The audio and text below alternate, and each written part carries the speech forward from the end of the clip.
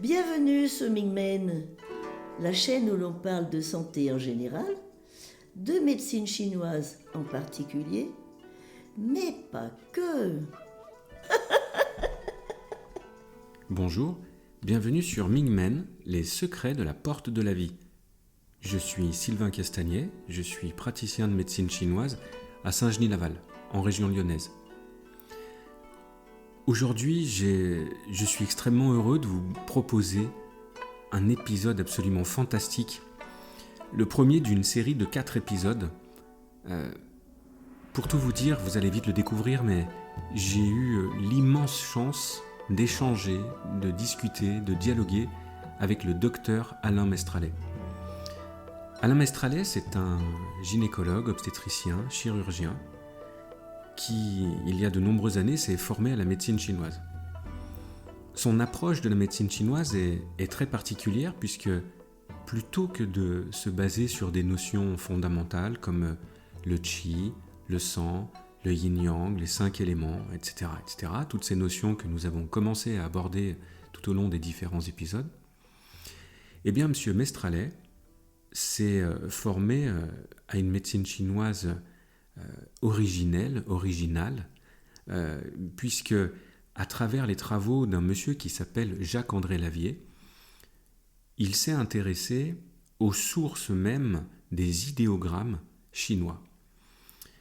Il faut savoir qu'en fait, les idéogrammes chinois ont évolué avec le temps. L'écriture chinoise n'a pas toujours été celle qu'elle est aujourd'hui. Autrefois, il y a entre 3 et 5 000 ans, les gens gravaient, des sorciers, des chamans, des médecins gravaient des idéogrammes sur des écailles de tortue ou sur des omoplates de bœuf. Et ces idéogrammes, en fait, étaient de véritables dessins, de véritables bandes dessinées.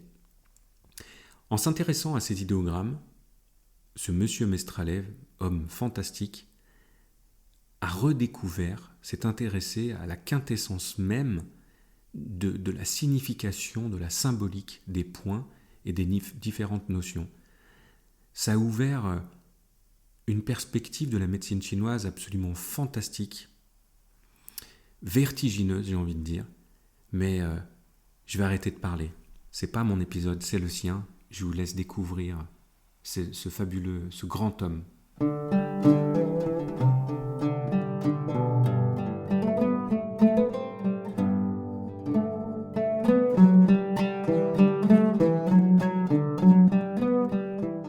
Alors, c'est un peu difficile de se présenter soi-même, mais j'ai mis en place une médecine que j'appelle la médecine chinoise ancienne ou médecine chinoise antique, MCA, à la suite d'une idée qui est strictement personnelle, liée à mon maître, Jacques-André Lavier, dont il serait bon de connaître la personnalité et surtout l'histoire, qui est la suite de rencontres, de hasards successifs qui, comme le disent volontiers les vieux sages chinois, le hasard, c'est la loi du ciel qui circule incognito.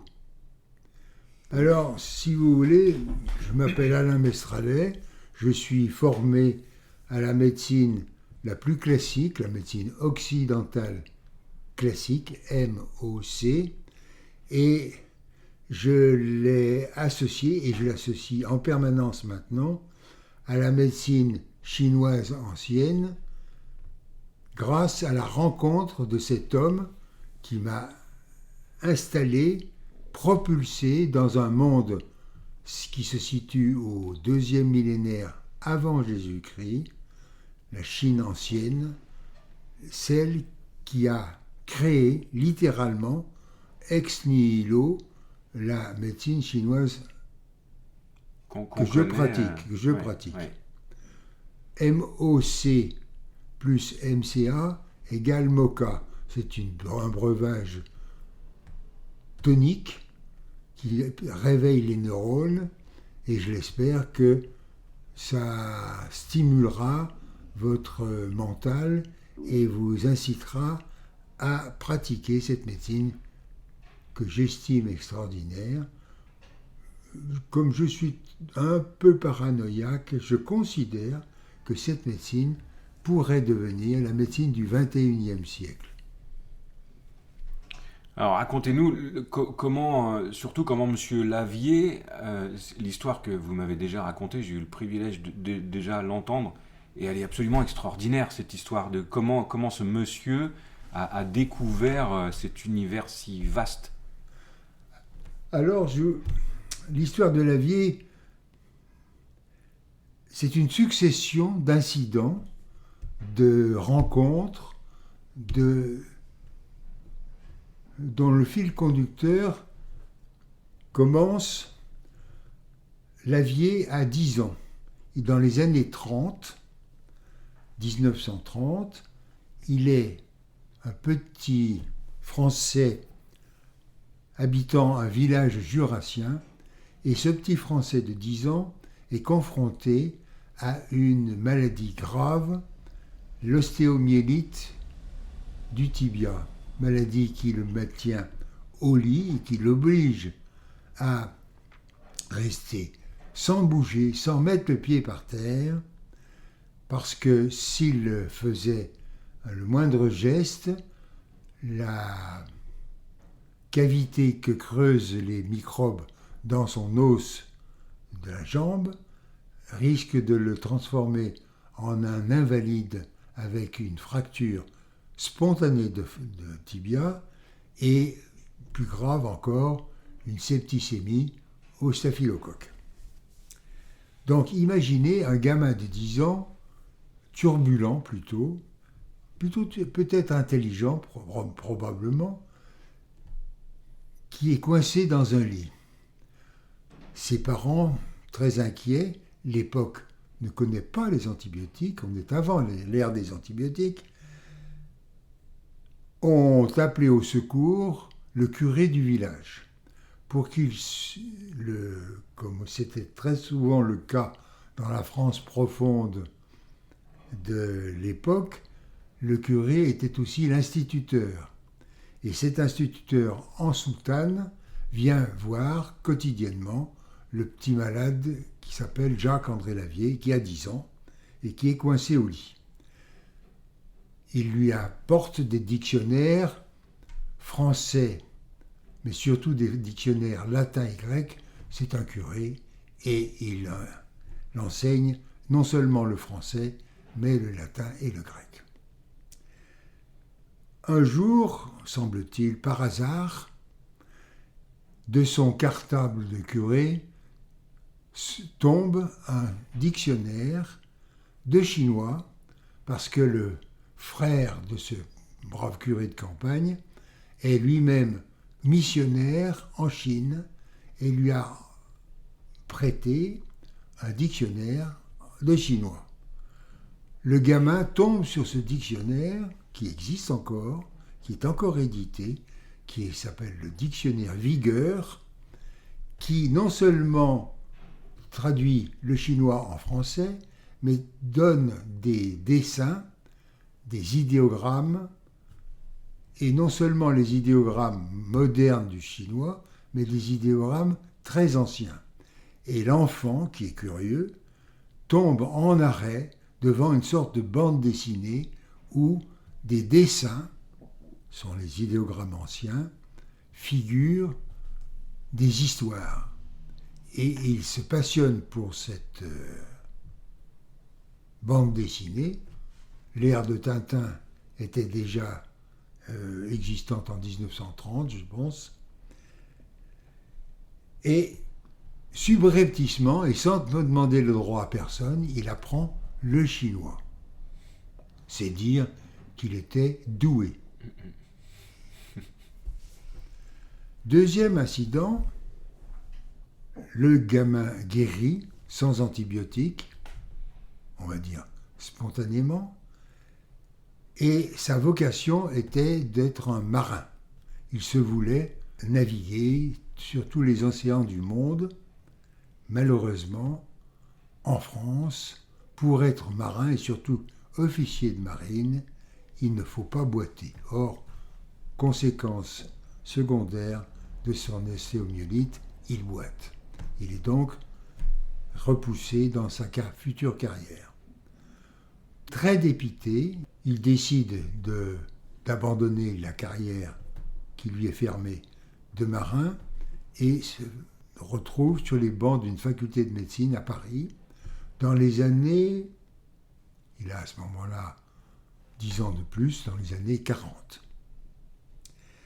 Étudiant en médecine à Paris, il est confronté à un autre événement, c'est la guerre de 39-45, où la France a été laminée par les troupes allemandes et Hitler défile à Paris. Nous sommes en 1941, l'Allemagne hitlérienne a besoin de mains françaises pour combler les vides des armées nazies et pour fabriquer les tanks, les avions, les armes pour donner aux armées hitlériennes la capacité d'envahir la Russie, etc. Notre petit Français n'est pas tout à fait débutant en médecine, il est externe des hôpitaux et investi du rôle très important de se mettre derrière un appareil qui n'est pratiquement plus utilisé, une radioscopie, pour dépister une maladie qui est très importante à l'époque, la tuberculose pulmonaire. Confronté à l'invitation, un coup de botte aux fesses, qui était donnée à tous les Français susceptibles de travailler en Allemagne. Oui, c'est ce qu'on appelle le STO. Le STO, qu'on envoyait les jeunes Français. Exactement. Oui. Alors les jeunes Français ne se voyaient pas, n'étaient pas très enthousiastes, Oui. Quelle que soit leur opinion politique. Donc. Mais il y avait tout de même une visite médicale pour valider leur aptitude. Voilà, okay. C'est ça. Pour dire qu'ils n'étaient pas complètement crétins. Et puis qu'ils n'allaient pas contaminer les autres qui étaient vaillants pour fabriquer ce qu'il fallait fabriquer. Donc, derrière son écran de radioscopie, le gamin fait de la résistance avant que la résistance ne se soit installée. Il déclare systématiquement que tout candidat au STO est tuberculeux et inapte à transporter le bacille de Koch en Allemagne. Moyennant quoi, bien entendu, il le fait avec l'enthousiasme d'un gamin de 22 ans. Autant dire qu'il est tout immédiatement suspect que derrière ce gamin, il y a un opposant au national-socialisme hitlérien. On lui explique qu'il serait bon pour lui de s'en aller, sinon il va avoir affaire à des gens pas particulièrement sympathiques qu'on appelle les SS. Il s'enfuit donc, et à l'époque, la France est toujours coupée en deux. Il y a la France occupée et la France dite libre. Où va-t-il se réfugier ? Chez une tante qui est patron d'un hôtel à Nice. Mais à Nice, c'est pas la Côte d'Azur de notre époque, c'est la France complètement paralysée par la guerre. On crève de faim. Et le gamin, on a 22 ans, on a un bon appétit, se décide pour tromper son appétit, qui n'est jamais comblé par la moindre assiette remplie, en jouant de la guitare. Guitare, instrument très intéressant, qui est à la portée de tout le monde, amateur du moins, et il apprend la guitare. Donc pour gagner sa vie et pour pouvoir manger, il se met à la guitare, et va jouer où on lui laisse le faire. Ouais.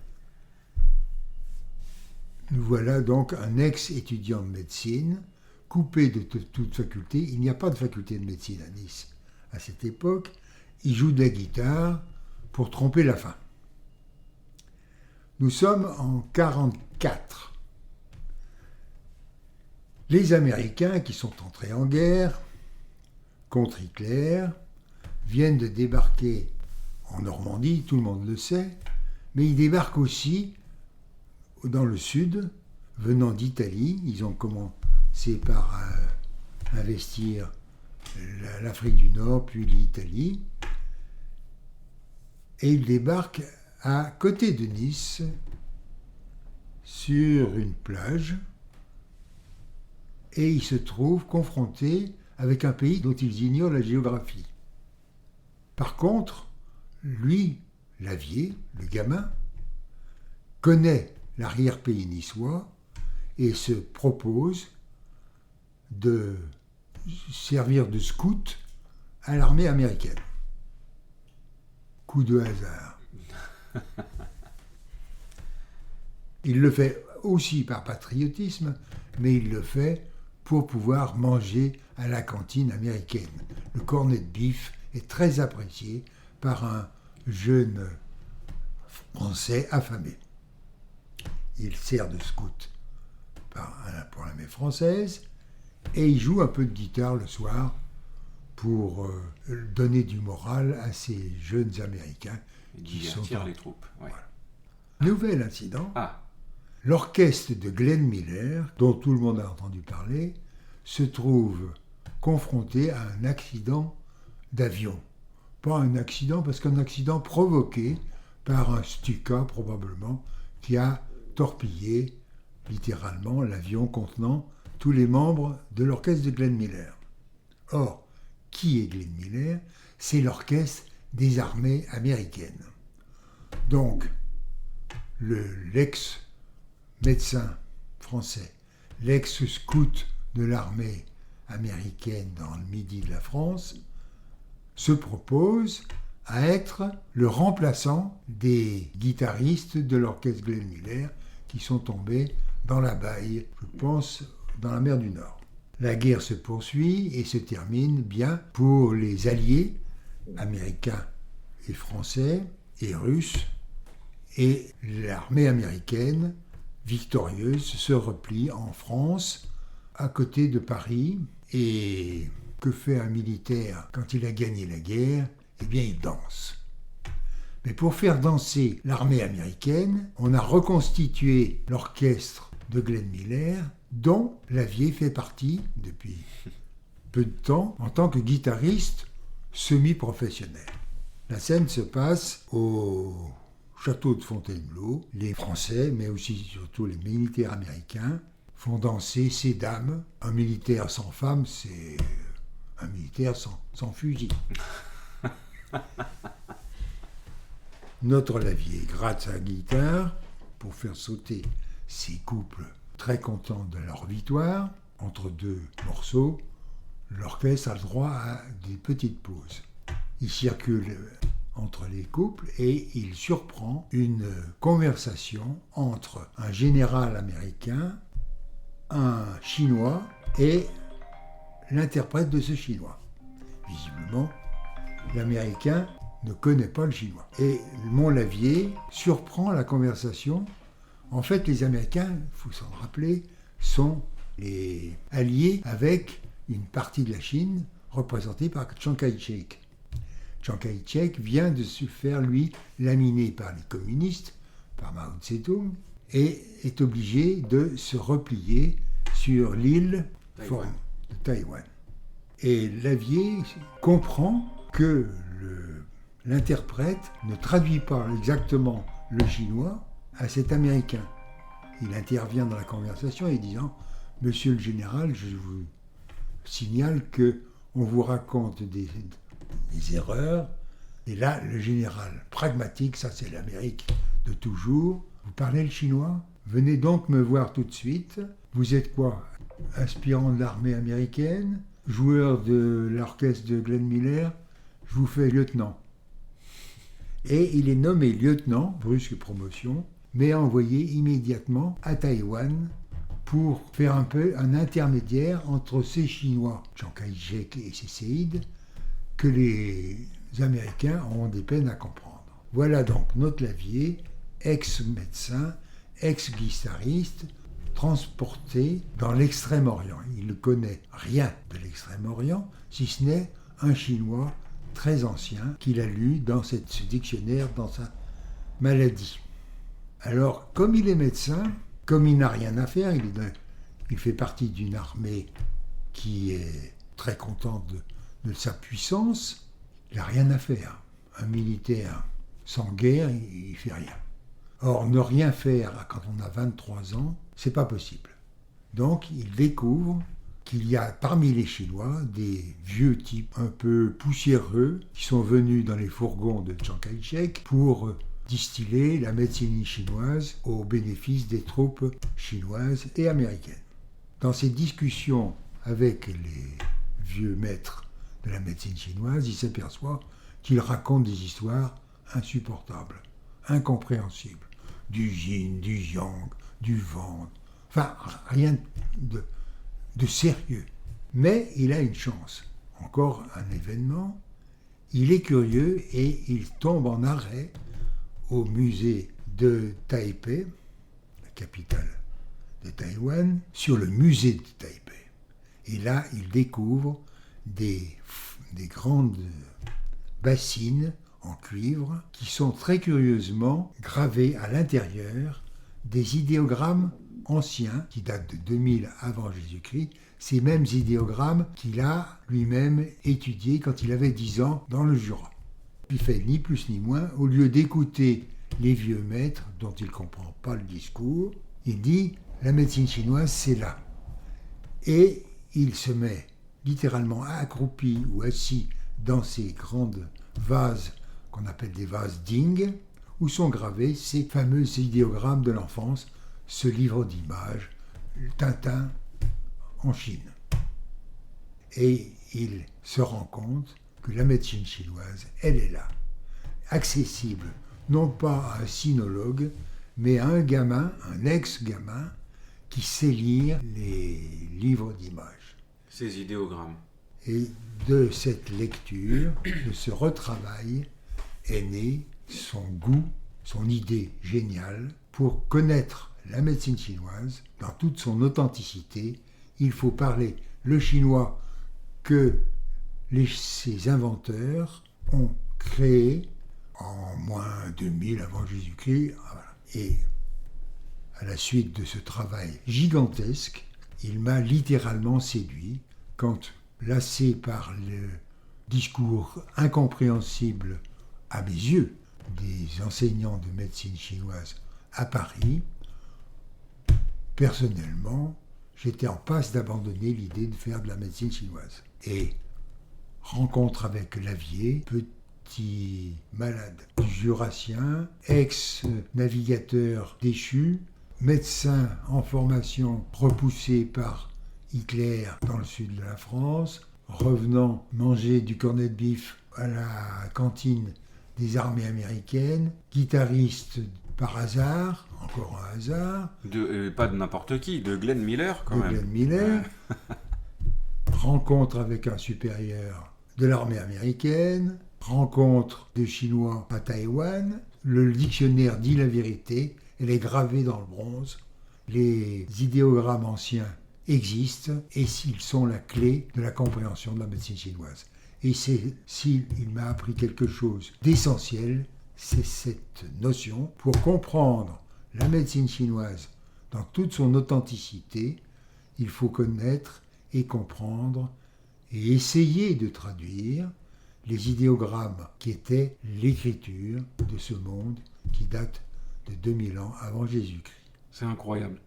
Cette histoire, je l'ai déjà entendue, ou vous l'avez déjà racontée. Enfin, moi, je la trouve complètement dingue. Cette succession de hasards, si tant est que le hasard existe, oui. C'est génial. Merci, monsieur Mestralet. On va essayer de se revoir avec... En tout cas, moi, ça me ferait énormément plaisir que vous nous expliquiez plus en détail ces idéogrammes, ce que c'est exactement, comment on les aborde, ce qu'ils nous racontent, etc. Si vous êtes d'accord, bien sûr. Je suis forcément d'accord parce que c'est devenue une de mes passions.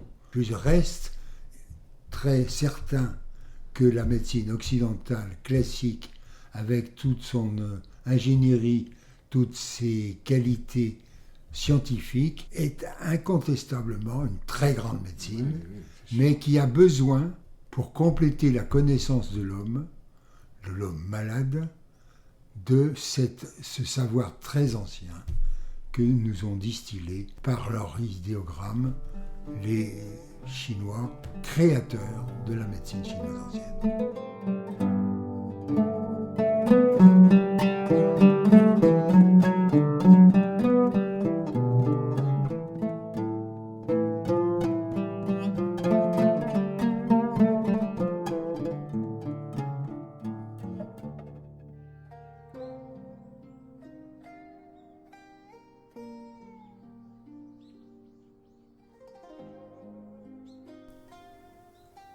Un immense merci à vous d'avoir pris le temps d'écouter cet épisode. J'espère que vous avez pris autant de plaisir à l'écouter que moi j'en ai eu à le préparer et à l'enregistrer. Si vous le souhaitez, vous pouvez me laisser un commentaire. Et je vous invite également à vous rendre sur mon site internet. Le lien est en description.